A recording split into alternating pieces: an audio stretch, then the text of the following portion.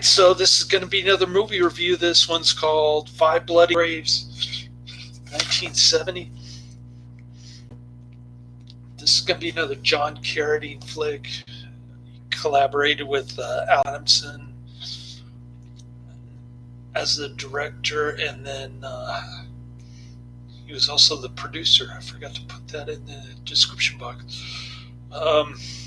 Vilmos is the cinematographer, director of photography. So if you like to watch images of the Utah desert, then you might like this one. I hated this flick. I'm giving it 1 out of 5 stars. And I was really looking forward to it. So big time disappointment for me, at least.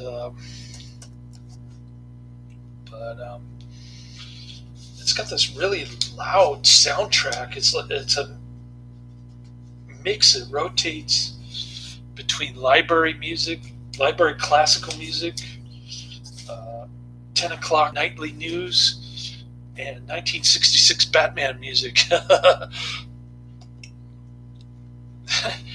it's really annoying and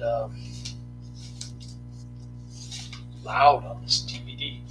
I guess it was restored by Severin. The print they restored it from a negative, apparently. And Al Adamson was trying to pay homage to his dad, who did westerns on Poverty Road.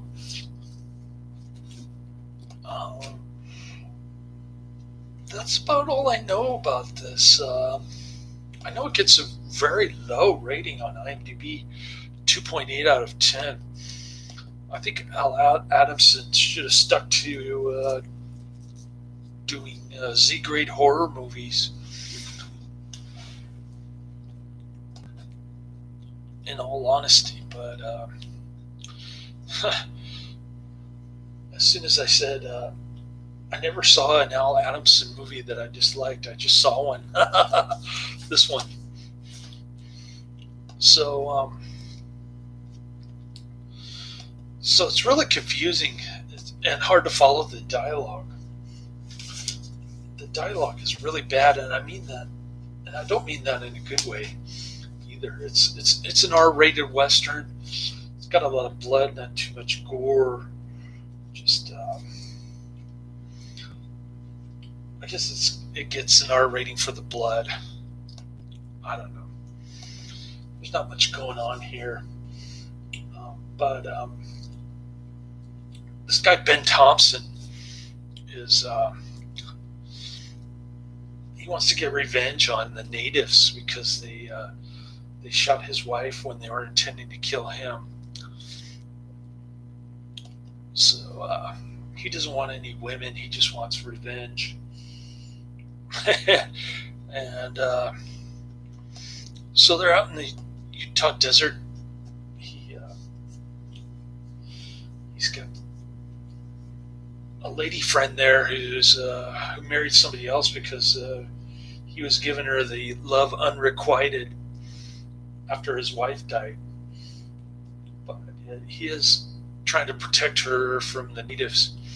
And, it looks like the end of that scene, he's got a spear stuck through him. I thought he was dead, but then all of a sudden, miraculously, he came back alive. And he's hanging out with his half-breed buddy. His wife got murdered by a couple of gun runners, or one of the gun runners. He's got a sidekick friend that he keeps calling horse. And all of a sudden they end up at this caravan where they're killing off all these natives. A couple of white gals. Even the native gal looked like she was wearing shoe polish makeup to make her look kind of native, but not really. And it's really politically incorrect because it portrays the native people as complete savages doing scalping.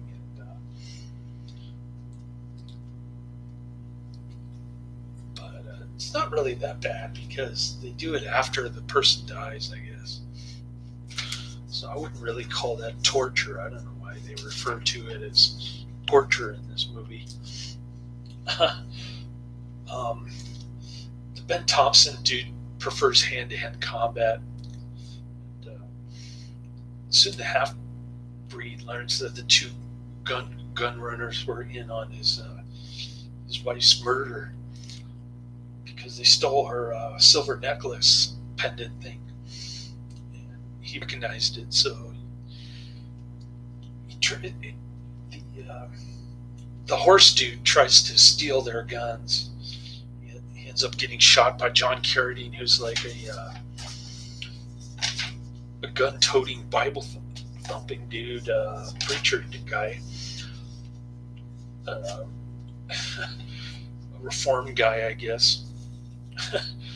Somewhat reformed, but he still carries a gun, and he ends up shooting one of the gun runners, the horse dude. Then the half-breed dude goes after the other gun runner for murdering his wife, and he ends up getting shot multiple times by the natives.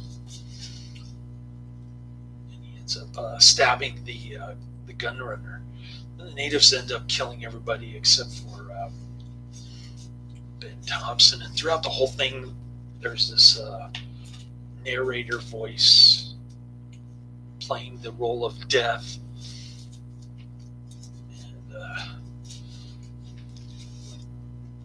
And then you see the 5 gravestones at the end. I was real disappointed. Right now I've got Barzy, Badman, and Lawman as Warren, so the late 30s Johnny Mac Brown, Alpha Video stuff. So I'll try to get through that today. And then I've got Commando Squad that I'm about halfway through, so yeah. Try to get through those. And one down, 2 or 3 more to go. Take a little nap. I didn't really work much last night. I put in like 10 hours, 5 minutes, something like that.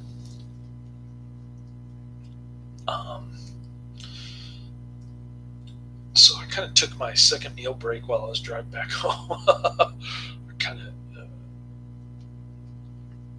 did it that way, and I think I have an idea of how I can do my first meal break on Saturdays now. I'll just punch it out for a meal break between my shifts, and that'll be my second lunch.